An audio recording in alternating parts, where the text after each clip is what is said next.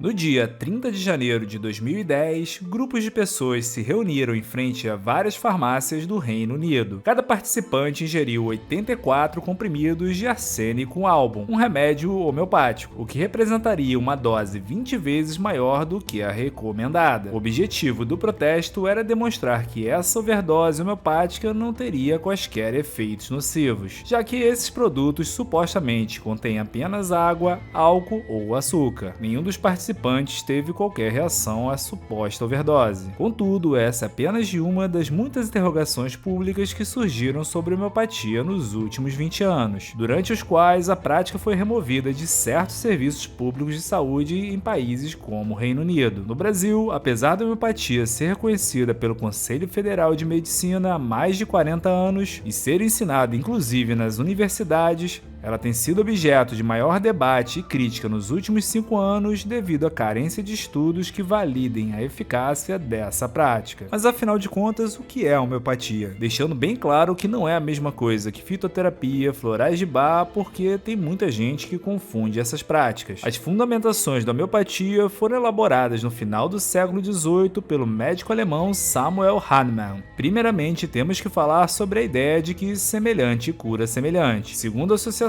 Médica Homeopata Brasileira, a substância que em grandes doses pode causar o problema em uma pessoa saudável, quando diluída, pode curar essa doença. Em resumo, a concepção é que qualquer substância encontrada na natureza que cause determinado sintoma em nosso corpo seria capaz de tratar uma doença que produz esses mesmos sintomas. A segunda premissa diz respeito justamente à diluição. O medicamento homeopático, o princípio ativo é misturado com água ou álcool repetidamente. Para exemplificar, uma das formulações homeopáticas mais utilizadas é a proporção de 1:100. Isso implica que uma parte da substância é diluída em 99 partes de água, ou algum outro solvente como o álcool ou açúcar. Em seguida, a mistura é agitada. Contudo, esse processo não cessa por aí. As dinamizações, ou seja, diluições mais agitações, conforme o jargão homeopático, são repetidas por diversas vezes. Ou seja, a primeira diluição é de uma parte para 99, como falado anteriormente, é diluída então novamente